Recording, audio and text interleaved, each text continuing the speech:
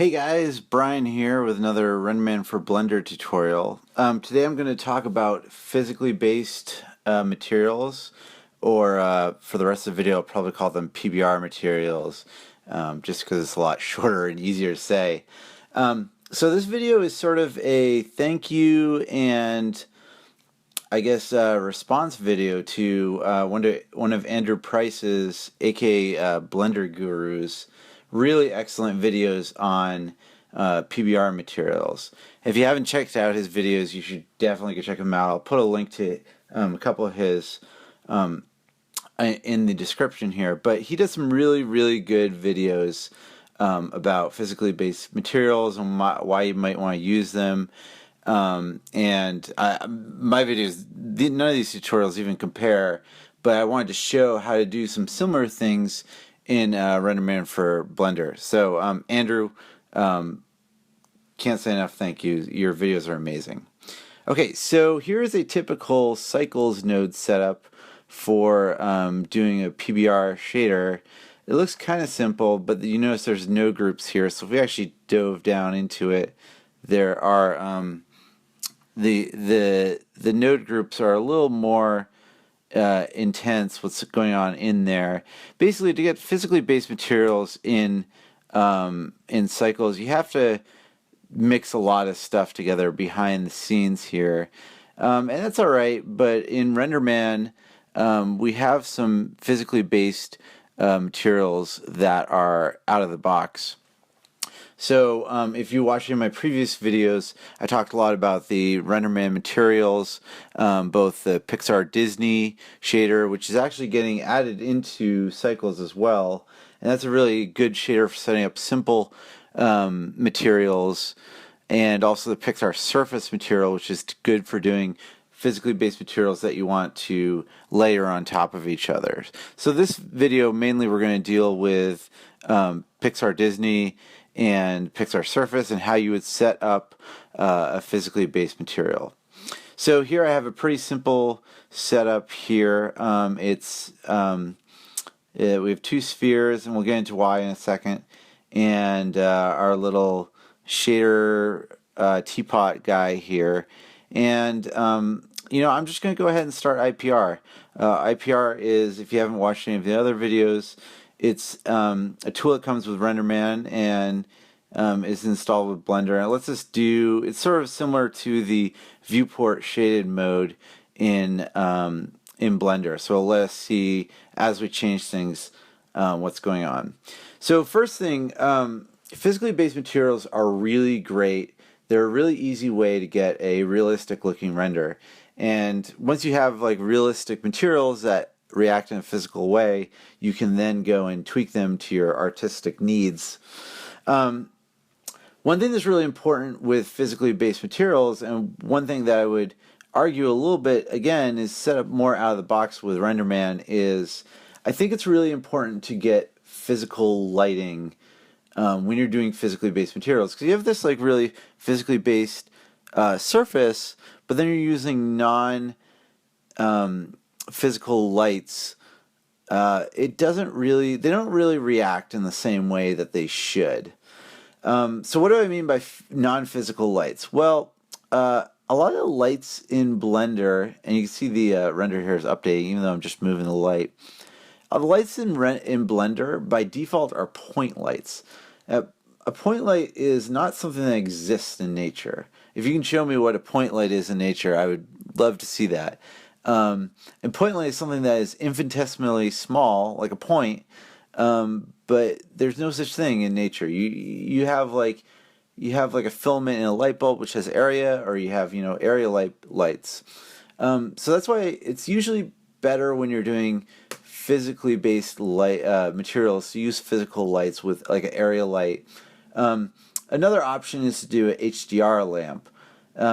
So for example, here, what I'm gonna do here actually is I'm gonna turn off the world, or actually, I'm just gonna add an environment light to the world. I'm gonna have to restart my IPR here. So I'm gonna remove my lamp here, and then add an environment light to the world. And then we're going to add a environment map, or HDR map as you might know them, to my world lamp. And this is a really easy way to get physically based lighting to work with. So we actually have some environment maps that we ship with RenderMan. So if I go into the RenderMan directory here, if you go to the lib directory in RenderMan, and then you'll see this RenderMan asset library, and you'll see these directory with the environment maps. There's a couple cool environment maps that are fun to use in there. One of them is actually taken inside of the Pixar Studio atrium. And again, let me restart the IPR here. Okay, so if we basically, this is an HDR map that is inside the Pixar atrium, and we will get some realistic lighting to work with. Okay, so I mentioned before that we had some, we had these two balls in here, and why do we have those? Well, when you're doing physically based lighting and materials, it's always good to have a couple examples to go with. So normally the way you set up the renders is you'll have your swatch or whatever in the middle here that you're working with, and then you have these two balls. You set one to be a diffuse gray, so let's go here, and then our ball on the left here is just the regular Pixar surface, which by default is actually just a diffuse gray. This other one here is, we're going to make this one a chrome, so we'll have one gray and one chrome, and then we can sort of see what's going on with those. So we'll just turn off the diffuse with that one, turn on the specular, and I prefer to use the physical specular, and we'll talk about that more in a little bit, mainly because you have one value that you get to change here. So this one, this ball over here is just reflecting what we have in the scene. So we have two little sort of like reference point balls to work with, and those are kind of nice to see. Okay, so back into setting up physically based materials with RenderMan. So first you have to get some PBR maps. Now there's a couple, there's a bunch of places you could get those. You could create them in Substance Painter. You can go and download some from both Blender Guru's site. Polygon has some cool textures that you can use, and there's also some that come from a site called Free PBR. I'll just download. I've already downloaded this metal texture here, so we'll use the metal texture on the teapot here, and then we'll use this tile texture on the floor.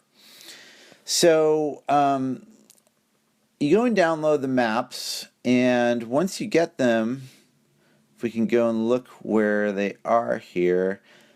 Let's see here on my desktop. Okay, so here's where I downloaded the maps to.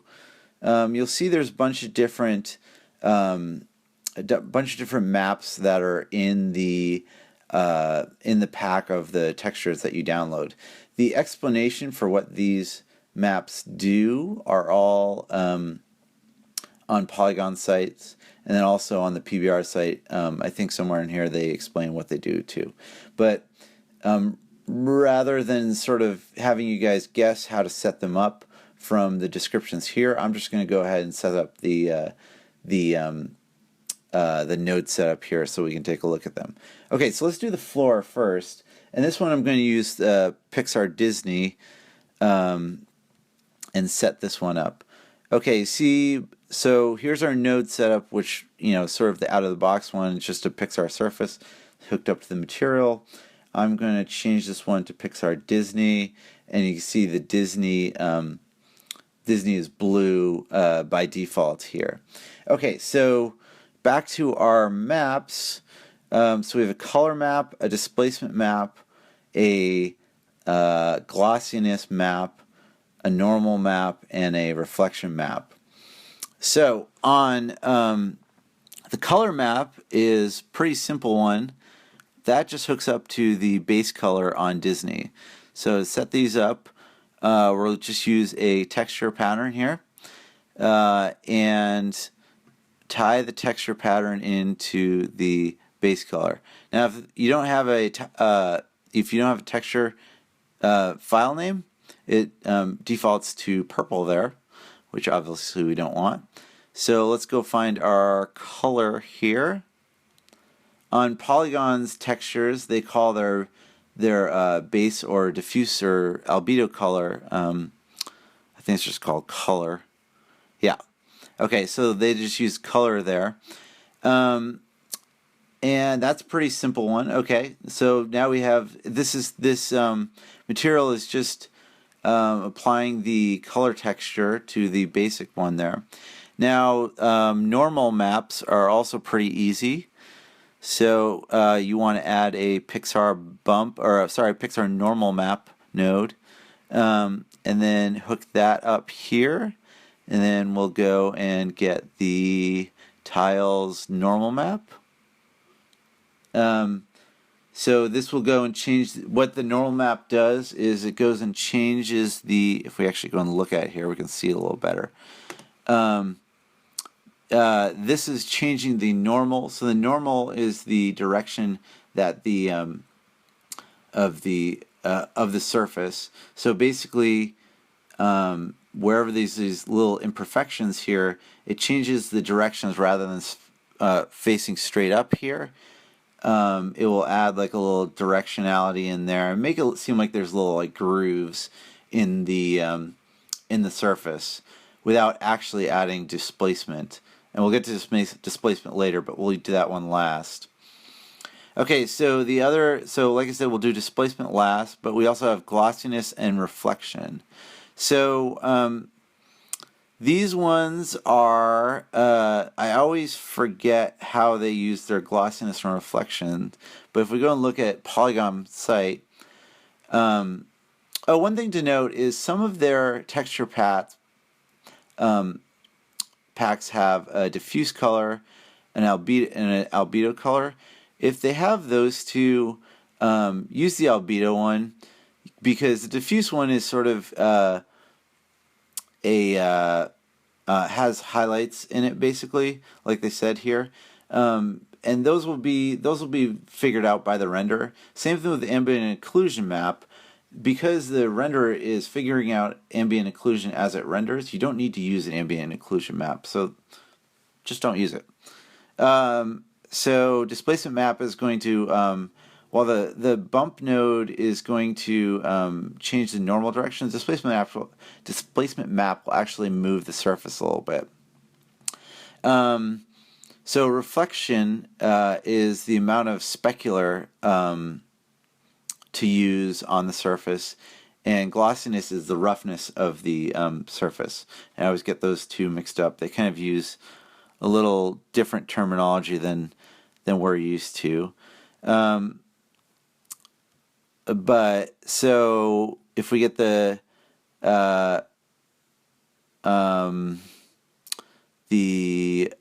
glossiness here, so I got them mixed up already. Okay, reflection is the amount of specularness. So all we need to do is tie the reflection map into the specular amount, which is right here. One thing to note is that the specular input on the Pixar Disney is a float value, and I'm actually tying a color value into the specular map there. So you could just use the result R, which is it says just grab the first channel of the color map, and or you can just tie in the color to the float there, and we'll do a conversion. Oh, one thing I forgot to mention. So there is a button on the texture nodes that says Linearize, and what this does is it applies a reverse sRGB transform to the texture, just like the tooltip here says for it. Most PBR textures come in sRGB space, so it's actually usually good to turn this on for your, especially for your color textures. For the other ones that are, just a straight float value, doesn't matter as much, but for these it's good to turn that on. So we see, if we turn this off and on here, you can see the difference of the color transform, and this is going to look much closer to what we were expecting. Where was our texture here? So this is much closer to what we were, the saturation level of the texture. Okay, so last one we had to get was the, let's see, we did the reflection here, and so we have to do the glossiness, and glossiness goes into the roughness of the surface shader. So wherever this map is 1, we'll get much more like sort of smoothed out, or sort of blurry highlights, I should say. And whenever this value is 0, it'll be like a perfectly smooth chrome sphere. Okay, so that's close to it for setting up our Pixar Disney maps. Now we have the normal map going into the bump normal, the glossiness going into the roughness, the reflectivity going into the specular input, and then the color going into the base color input. Now we do have the displacement map, and if you remember from before, so where's our displacement map? Our displacement map is going to move the surface up and down based on how based on the color here. So one thing to note with displacement maps is sometimes they're mapped from 0 to 1, or they could be -1 to 1. So, and then this one, I think they do a center of 0.5. So no displacement is like 0.5 gray. Negative displacement is 0, and then full displacement up is 1. Basically, if you imagine a 0 to 1 range, the middle of the displacement is set to 0.5, which is the middle of 0 to 1. Okay, so that's just something to keep in mind with displacement maps. Now, to do displacements in RenderMan, you set up a displacement node and hook them up here. And now you'll notice that that there is a gain to the displacement, which is a multiplier, and then you can take in a scalar, which is just a float value. Okay, so if I do a texture and then tie this into my displacement map. Now I will pull that value into the scalar displacement here, and now we don't get any displacement updated. Now why is that? The reason is that the one thing that doesn't update in IPR is displacements. Displacements are sort of pre-tessellated, very similar actually to how the new Cycles micro displacement feature works. It's pre-tessellated at render time. So to get actually the displacement to see the value of the displacement, you're going to have to stop and restart the IPR. One other thing to note is usually displacement maps, it depends on the size of your scene really, but you're going to want to set this to something lower. I'd start with something like 0.1 and we'll see it, and then we'll probably say that's way too much, and then we'll have to change a little bit here. Okay, so now we get some displacement in here. It's a little hard to see, but if you actually look very closely at our balls here, the displacement has moved up a little bit here. And I'm actually going to use just the color. So I'm going to set this back to like 0.1 because we don't want it this bumpy. And then I'll just restart my IPR.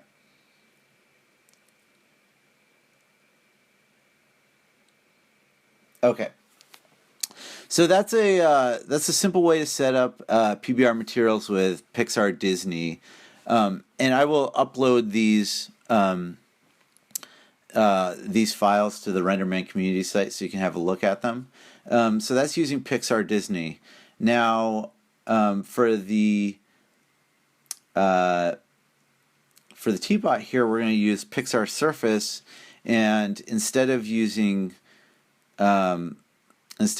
the polygon textures, we're going to use the PBR text, the PBR type textures. So PBR, a lot of times you'll see textures sort of in a Unreal Engine or a Unity Engine format. They're both about the same, but I'll show sort of how to use those because they're a little different than what you get with Polygon. Okay, so let's switch over to let's select our teapot here. And all right, so we're going to use Pixar Surface, and let's go ahead and turn on the specular as well on Pixar Surface. Now if I was to go into the specular here, so there's one thing to note about specular. We actually have two different specular modes. There's artistic mode, which lets you sort of change the face color and the edge color of the specular color. Now, what does that mean? That means that the specular color. Let's just do something silly here, like set the specular color to white on the face, and then we'll set it to blue on the edge. And you can see here, like right on the edge, it's looking more bluish. On the specular reflections that are facing us, it looks more red. It's kind of a silly example, but you can see that sort of over the surface here, the specular color will shift. So that's the artistic specular mode. I generally prefer physical specular mode. You get one specular color, and it's more physical, and you can control it in more sort of physical ways. And for using PBR type materials, you're going to want to use physical. Okay, so same thing. We're going to add in our texture patterns. So let's go look at what maps we have for our rusty texture. Here we go. So where's my textures here? Okay, so here's my rusted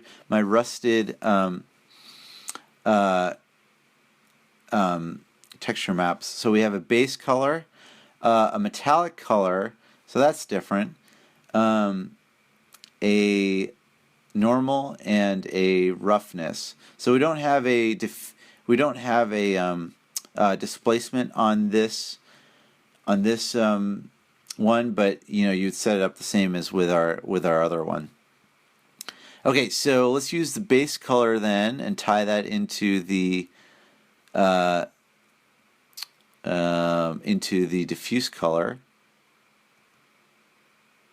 And there's a little bit of pause here because it's actually converting the textures to RenderMan format. But what we want to do is tie that into our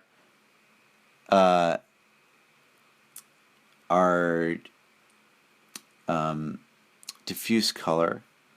Okay, so we didn't get that texture applied here. And one thing I think we're missing is... Okay, so we just had to restart IPR.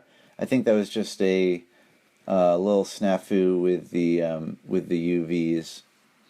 Okay, so so we have a little rusted color texture here, and again we want to turn on Linearize. It'll give us a little bit closer to what we were expecting. Now the on Unreal or Unity style PBR materials, they use a metallic map. Now metallic maps are kind of interesting. If we actually go back and look at our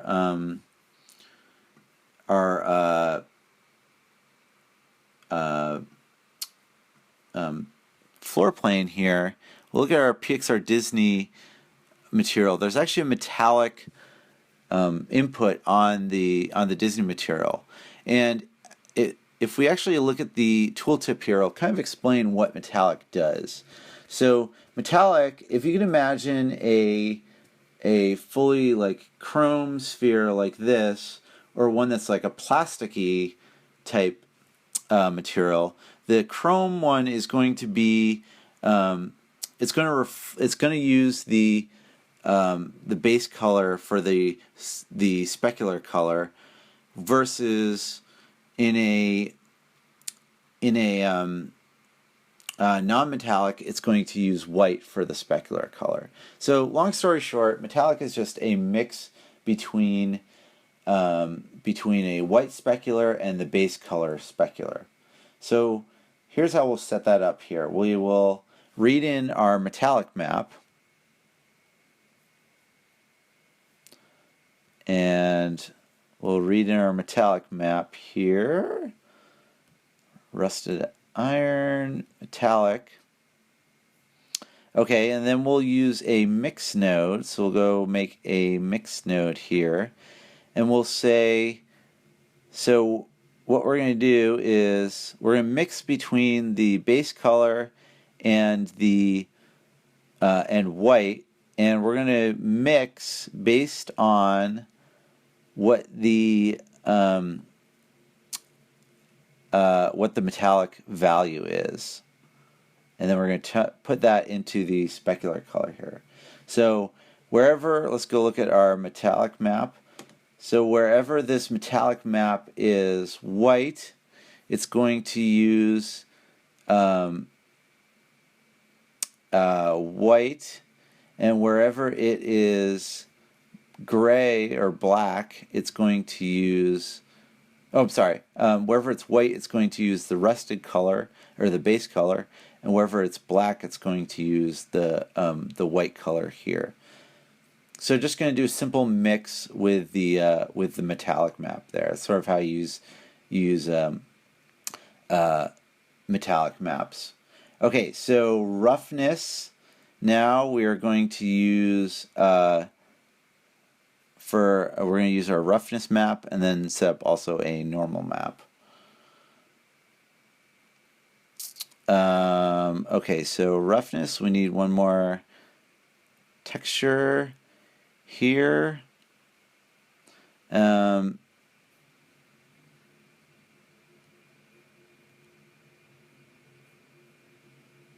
then so that roughness value we're going to put into our specular roughness.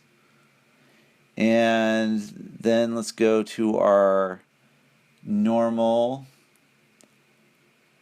We're going to make a bump normal map here. And one thing that's kind of interesting with the Pixar surface material is you can actually do different bump normals for diffuse and specular, but if you use the sort of global one here, we'll use it for all of them. Okay, so we are now. I think this might be flipped here. Nope, I had it right the first time. Okay. Okay, so we are done pretty much. We tied the roughness map into, oh, I think you want to do linearize on this one too. Okay, so we did the roughness map into the specular roughness. Diffuse roughness you can leave at 0 there. This one, and then normal map into the bump node, and the base color into the diffuse color. So that's it pretty much. Now, why would you want to use this versus the PXR Disney, which we used on the ground here? The nice thing about PXR surface is that we can actually